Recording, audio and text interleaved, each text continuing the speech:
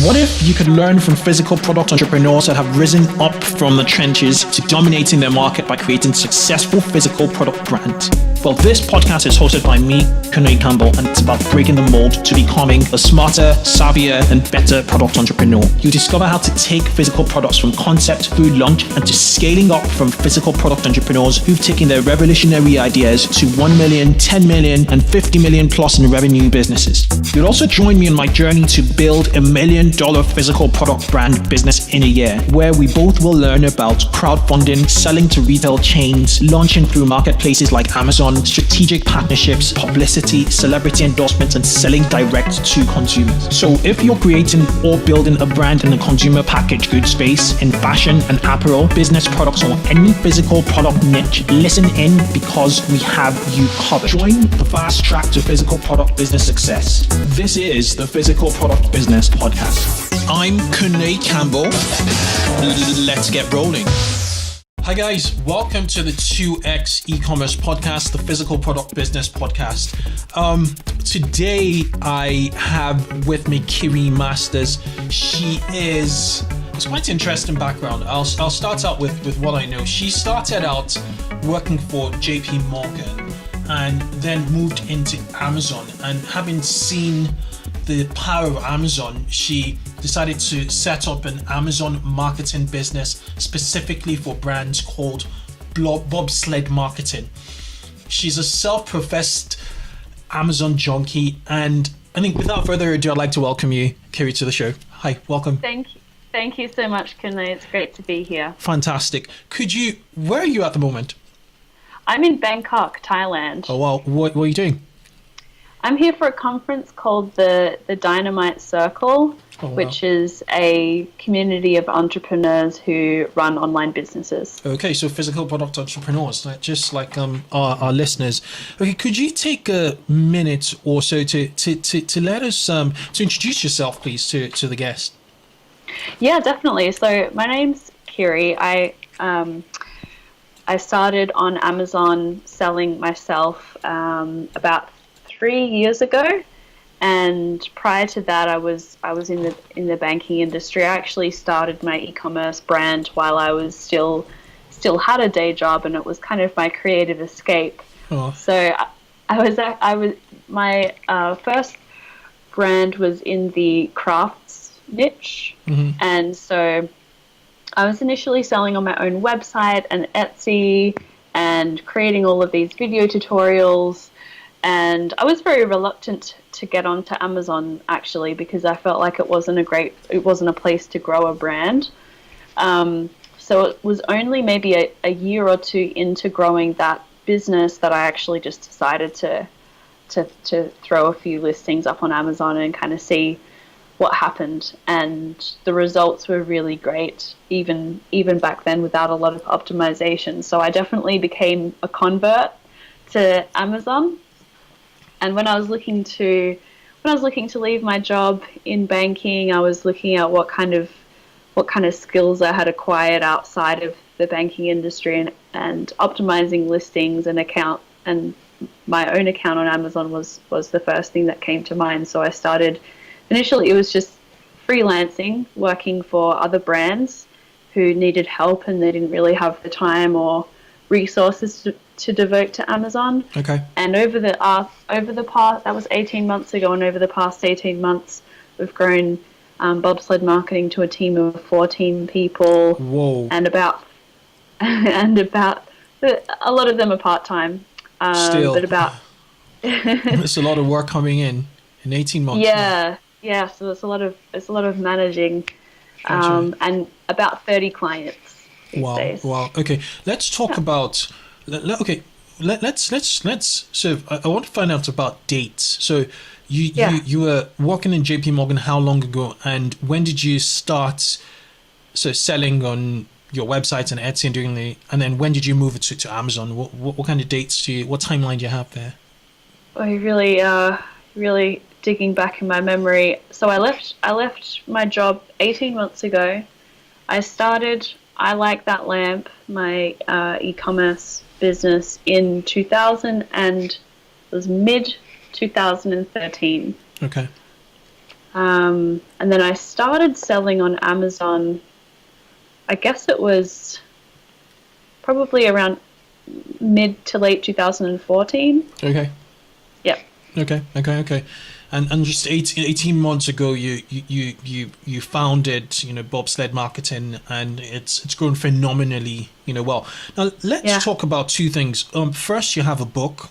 One of the reasons we're here, actually, the Amazon expansion plan, and you specifically said that it's targeted to consumer product brand owners and e-commerce channel managers, and the book covers or teaches how to boost revenues and sales on Amazon, how to protect your brand on Amazon, how to expand. It's targeted to a US audience, and how to expand from the US to the UK to the European markets and Canada. And then also how to optimize product listings efficiently. Right. So we'll talk about that, and I also want to kind of talk about the kinds of brands because we need to define what a brand means, and a brand the context of a brand to people would be different. So from your perspective, how would you define a brand? I think we should start out from the definition of a brand, and then we go into the book. So yeah, absolutely. Well, I think that you can certainly still have a brand that exists only on Amazon. And something that we were talking about briefly before the call is whether having an Amazon only brand is a great strategy anymore with a lot of the changes that Amazon is making. And at Bobsled Marketing, we certainly deal with established consumer brands who look at Amazon as an additional sales channel rather than where they first get started or it's their sole channel. And I really believe that to be, even though I am, as you said, an Amazon junkie, and I truly think it's an amazing platform to sell products. I don't think it's a wise idea to have all of your eggs in one basket, and particularly now with all of the changes that Amazon has made, it means that if you have a brand outside of Amazon, that is, you're building a reputation, you have a presence elsewhere, consumers know about your brand from social media and your website and other places, that's going to strengthen your sales on Amazon much more than if you relied on it as a single channel. Gotcha. Yeah, I absolutely agree with you. And I have a question. The question is, you certainly have clients, you have 30 clients and growing. And like me in consulting, I have some best in class clients, some favorite clients, not necessarily what they pay me, but more the way they operate. Right. Quite efficiently, the way they relate, the way they manage their accounts, and the way they manage their businesses. So looking at your broad spectrum of clients, and if you're to look at the best clients, the top percentile, how would you say they built their brand? Because they're obviously, with your help now on Amazon, where did they start? And how they just moved into where did they start? How did they build their brand? Yeah, that's a great question, and they really do kind of come from all directions. We work with initially we worked with a lot of crowdfunded brands, actually. So brands who'd raised some money on Kickstarter or Indiegogo, and that's actually a really great platform to validate a product idea, get your manufacturing costs covered and your initial marketing costs covered. It's fantastic. Yes. And make sure that you've created a product that people actually want before you go out there and spend money on the production. That validation, yeah. Yeah, so worked with a lot of those kind of companies initially. So that was kind of one common background.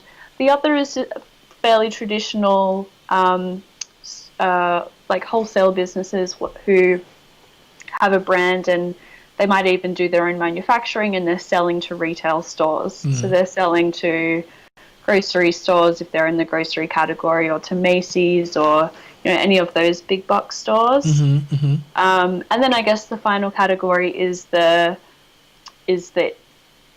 the e-commerce native brands who they've really just started with a Shopify store and very savvy when it comes to things like Facebook ads and Instagram, and they've really started from e-commerce, but not necessarily looking at marketplaces as well, and that's when they would engage. Gotcha. Yeah. And what kind of sort of expansion, what kind of sales growth do they typically expect versus get on Amazon when they tap into Amazon from wherever they come, be it crowdfunding, be it traditional e-commerce, or be it typical wholesale with retail distribution in place?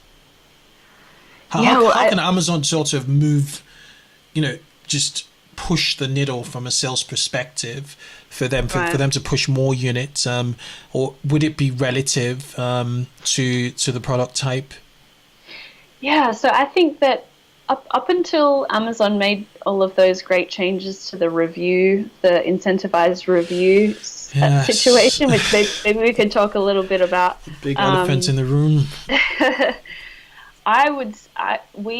Our standard sort of launch process, if a client came to us and they weren't on Amazon at all, they needed to launch from scratch, we would put a 2-month timeline on that to add their products, do the copywriting and upload the listings, to get some reviews, to start running PPC. It was all, it was pretty finely tuned, and we could, as long as they got their inventory in on time, we could definitely feel confident that by the end of 2 months they'd be generating organic sales and doing pretty well. Now the landscape's changed a little bit, and I'm not sure. It's definitely going to be more difficult for brands that don't have any presence on Amazon to get that initial foothold with reviews, which help a lot with conversion rates. I will say that I think Amazon has taken down a lot of incentivized reviews from competitors, so from existing listings. So it seems to be a more even playing field than I was actually expecting. I was expecting them to leave everything alone that was in the past, because yes those sellers, to be fair, they were playing by the rules of the time. That was just what that was allowed at the time, and then Amazon changed it.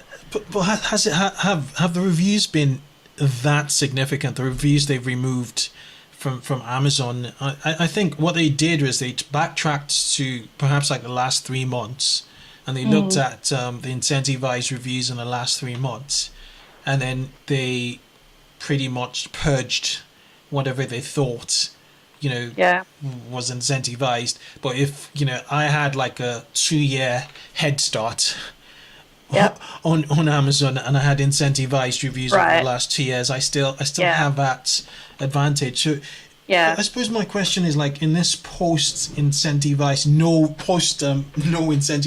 era on Amazon, is the end of like the Me Too products, I'd say era or glut over, or do you think now's the time for creating really innovative products?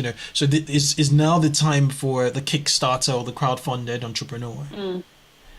Yeah, I definitely think the era of Me Too products is over. Wow. And selfishly, I'm kind of pleased, because I went to go. I needed to replace my Bluetooth keyboard the other day. And I went on Amazon, and there was just pages and pages of crap. Yes, indeed, yes. And I couldn't fit. As someone who is savvy with Amazon, right, I knew that what I was looking at was crap. And it was so frustrating. It took me 45 minutes to figure out which keyboard to buy. Yeah. And I knew that all of the reviews were overinflated, and I didn't know what I was looking at. So I was even thinking of going to, because I live in the US, I was going to go to Best Buy or to Target to get my keyboard. So I understand why they did it. I understand that from a consumer standpoint, it's also very, Amazon's one of Amazon's key proposition has always been selection, right? They have the biggest selection available, 400 million SKUs, and that's not always a good thing. It's not a great thing when there's dozens and dozens and dozens of choice, a paradox of choice, isn't it? Yeah, exactly.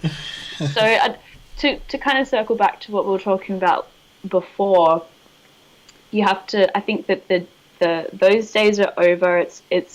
It's not a. There were very low barriers to entry before, and a lot of people made quick money from launching Me Too products on Amazon, and it's kind of true of any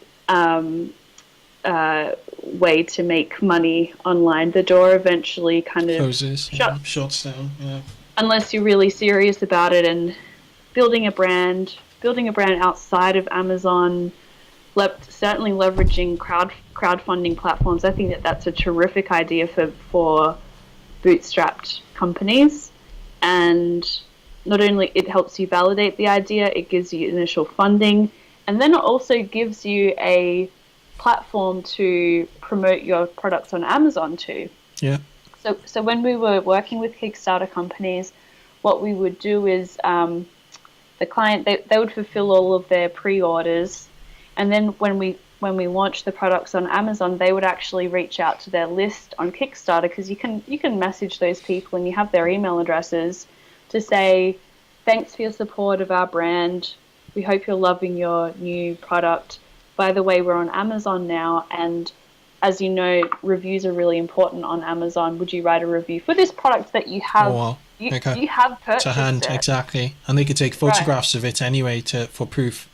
That's right. So it won't be a verified purchase, but it's still a genuine review from a person who has that product. So, right. That's okay. Yeah. So I suppose from your perspective, it would still be business as usual for you, but you may be, because you have three category of customers, you may be more selective with the wholesale. The wholesale with the wholesale accounts you take on board. Have the changes on Amazon changed the way you do business and you onboard clients at Bobsled Marketing? Yeah, so I think that the launch, certainly what we thought about in terms of a 2-month launch, that timeline needs to be extended out, and managing expectations about what's a realistic time frame to see some traction. Yeah. So without any reviews at all, then it does take. You need those first few customers to really take a chance on you, because there's no validation yet. So I think that the overall time frame to initiate product launches will take longer. I am kind of interested to see if Amazon opens up the Vine program to sellers as well, or if they're just going to leave that closed.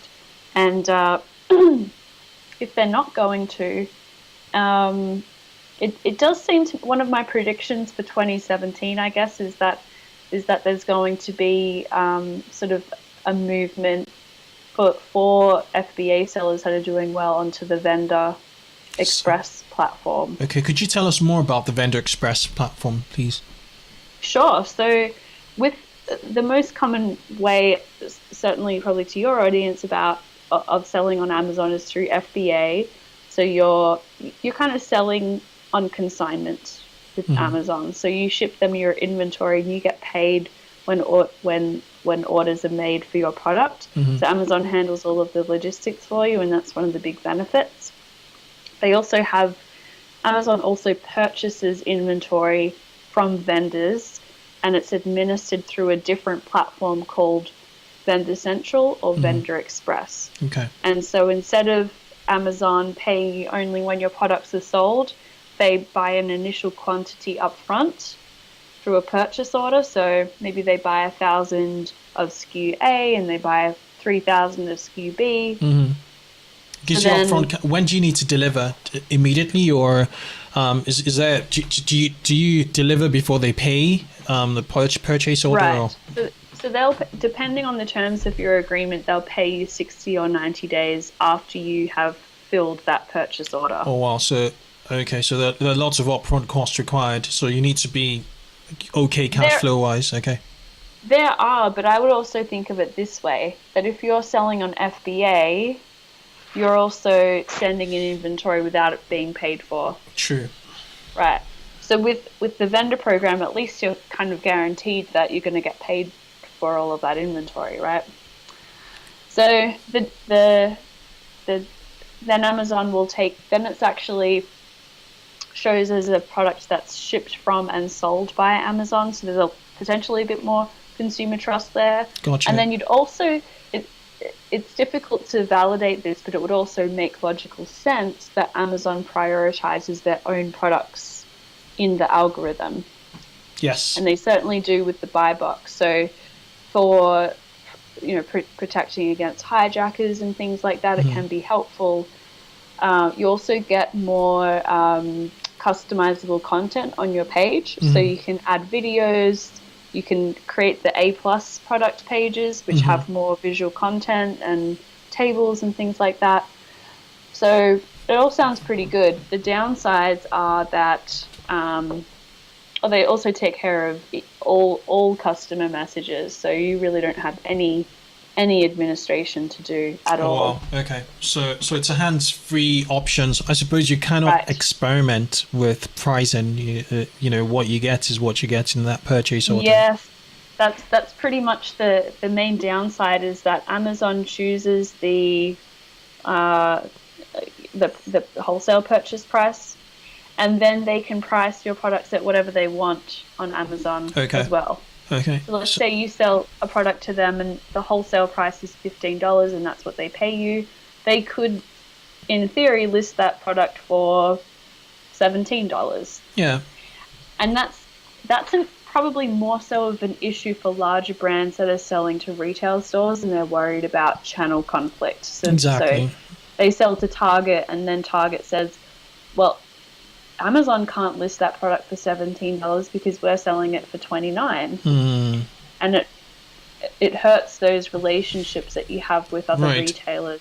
Right. So that's a challenge about the vendor program, as well as really just, I think it's worthwhile doing the math. Can you is the profit margin so much greater on using FBA that it just doesn't make any sense to do the vendor program? And also considering the difference in the business model, you get paid in full for your inventory. You've got basically no other admin to do.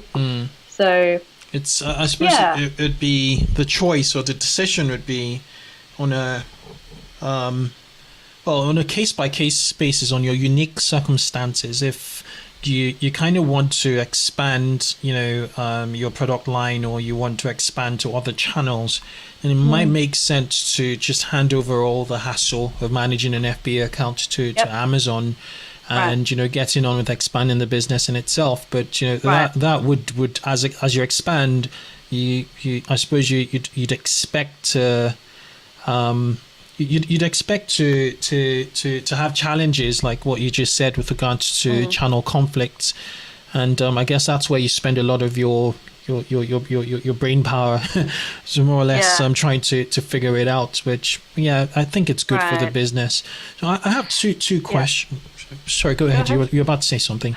I was just going to say, I think about this concept of creating a brand and not just an Amazon business, because I think a lot of people have thought about their businesses from a private label standpoint. They've thought about, I have an Amazon business, but to think about having a brand. And the reality is that unless you're planning to do purely consumer direct, so selling on your own website or selling on Amazon, and that's the only business model you're going to entertain, then you do have to look at your wholesale pricing and make sure that you have products that are still profitable when you sell on a wholesale basis. Otherwise, how can you grow your brand and be selling in retail stores? Absolutely. And as much as we love e-commerce, I forget exactly what the stat is, and I'm not sure how it's different in the US versus other countries, but I think still only 1 in 8 retail purchases is made online.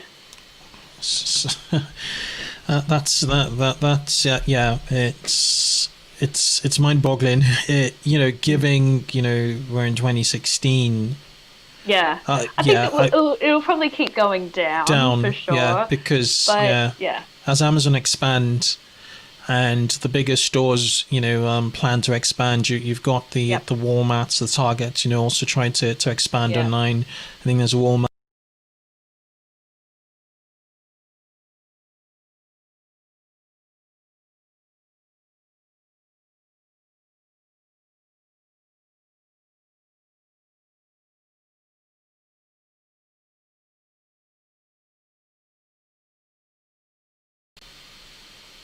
Hello? I lost you for a second. Yes, so I'm sorry. No, I think it's from my end actually. Okay. Okay. Thank you. So with the Vendor Express, I suppose I've got two kind of questions here. The first has got to do with would it be better to which comes first? You go Vendor Express, and then you start to look for retail distribution, or should you have secured retail distribution, understand how channels work as a wholesaler, and then come into Amazon as another channel? So you just sell wholesale. From a brand perspective that's been selling to, say, retail chains, it makes a lot of sense just giving it to Amazon as treating Amazon as another retail chain basically, and letting them do the distribution. But obviously the caveat is the loss of control you have on price. Right. Which I believe is why LVMH, the luxury French brand, do not want to ever list on Amazon. Right. But so how would you what would you advise to listeners? Some listeners have Amazon businesses, and other listeners do not have Amazon businesses. They're selling through other channels, and which, from your opinion, would be more optimal, a more optimal way to approach the Vendor Express strategy? Yeah, I'm not sure that there is a really strong answer either way. I will say that from the retail consultants that I've spoken with, these guys who help brands to get into big box retail stores, they certainly can confirm that the buyers at the retail stores, the merchants, they absolutely will look up your products on Amazon. And if you're not there, and if you don't have good reviews and metrics, and it doesn't look like an attractive product, then they're not going to be interested. So I think that having an Amazon, it's kind of funny because really those buyers are competing with Amazon ultimately, but they use Amazon as a litmus test to make sure it's a good product. Okay. So I think that's important. Whether or not you're using the vendor program is an interesting question. I think I'm probably going to agree with you that if there's a chance that Amazon could be underpricing your products on the vendor program, then maybe you'd want to wait until after you've secured some retail distribution to make that move, because otherwise they might be put off by a really low price on Amazon. Okay, makes a lot of sense. So guys, if you're listening, go for your Amazon first. It's just proof of concept, really, social proof too. Okay, the second question has got to do with, before we talk about the book, because we have to talk about this book, the Amazon expansion plan. Second question is with the Amazon Express, how do you set up your clients on Amazon Express? How do you typically get your clients through to Amazon Express? Excuse me. Yeah, so there's two different vendor platforms. One's called Vendor Central, which is invite only. You have to be sort of invited to that program by a rep at Amazon. And then Vendor Express is one that you can just apply for. It's very simple. You can even have a Seller Central account and a Vendor Express account. That's totally fine, and it can actually be a good strategic move to have both.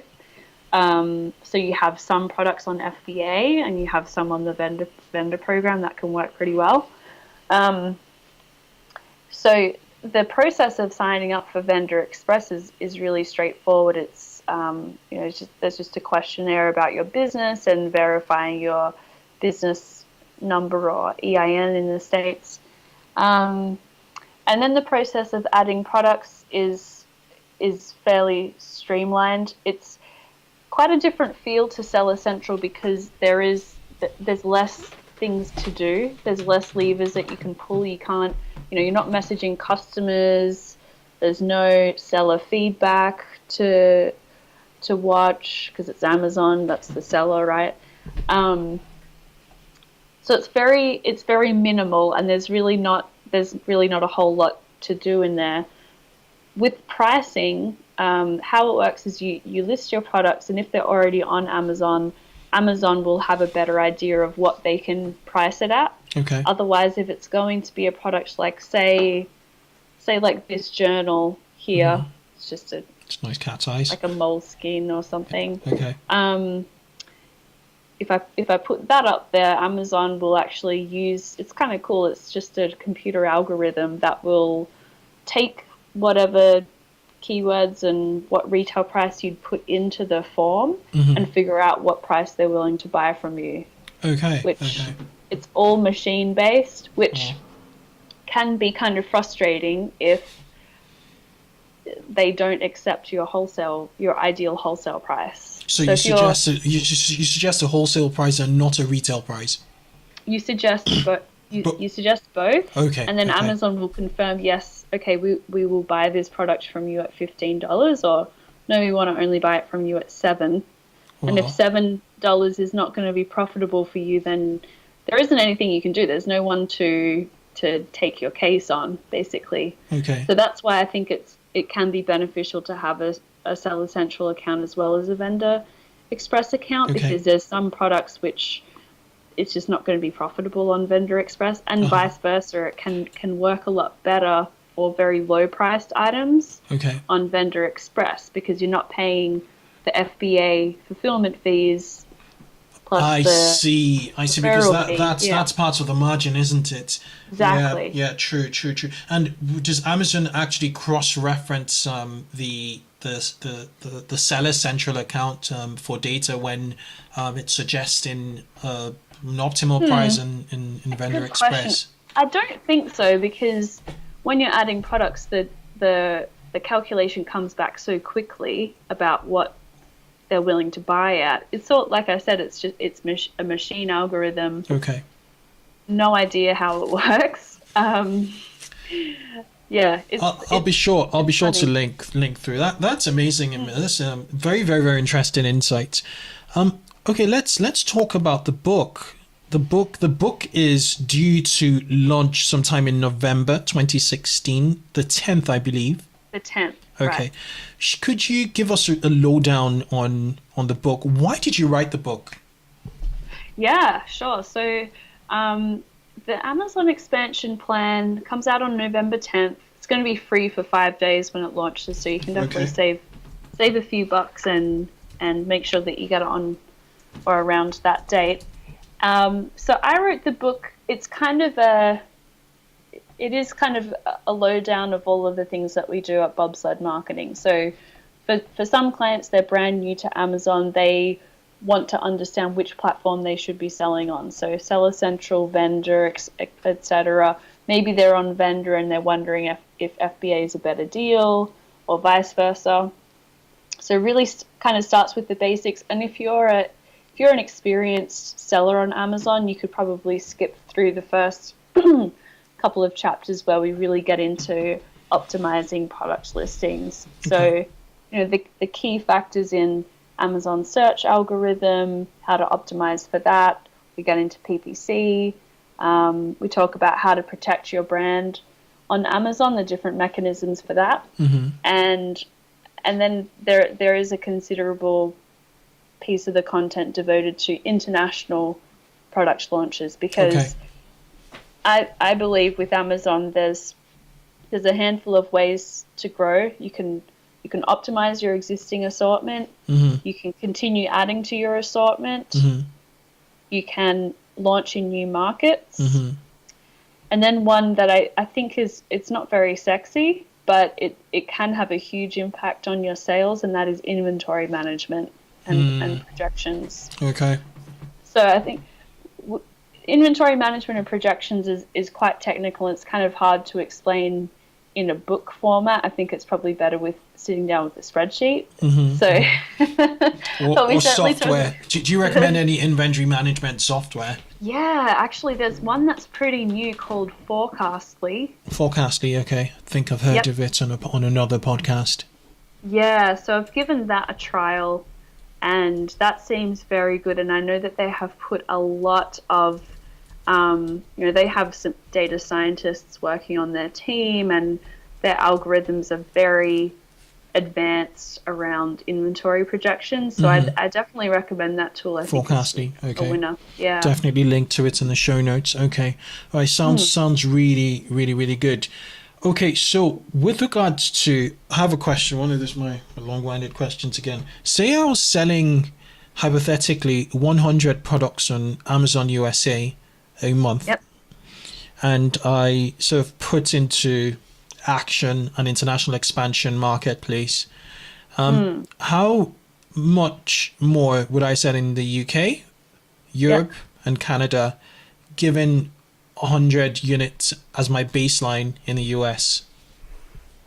That's a really difficult question to answer. I would be looking for, I would be using tools like Jungle Scout or those other sales estimation tools to be validating that, because I certainly know that Germany is the next biggest marketplace after the US for Amazon. So there's good volume there. There's good volume in the UK. But in terms of, like, out of 10, if the US is 10, then what would Germany be, etc. I couldn't put a number on that. I would say that it's going to vary a lot by category and how competitive, how saturated that niche is with competitors in each of those markets. Gotcha. But in terms of like market size, so I'm just talking about like volume, search volume. Right.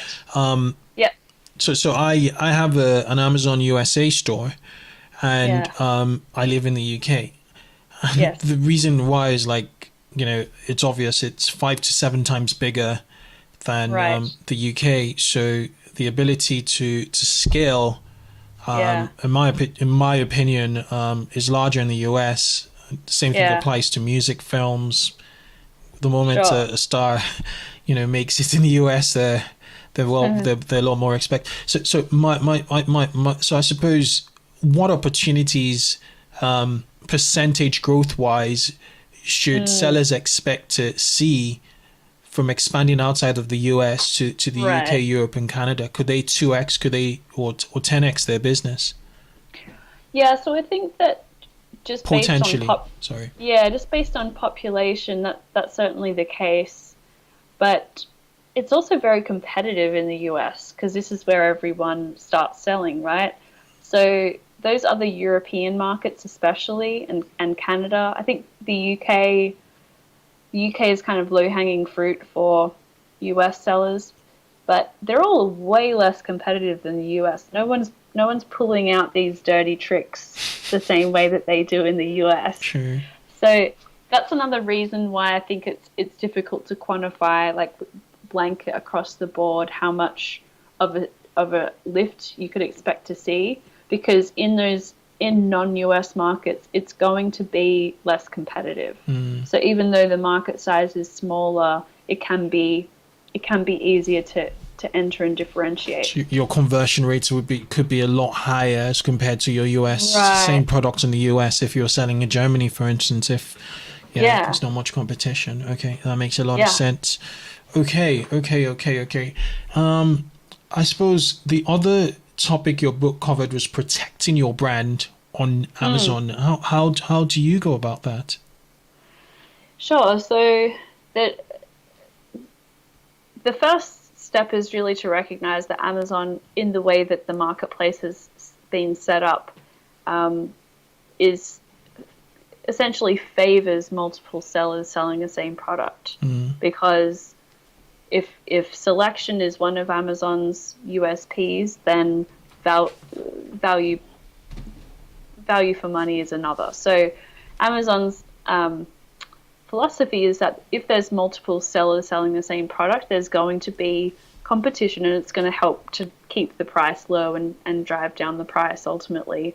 So you're never going to be able to get other sellers off your listings if they have acquired your products legally and they're genuine products.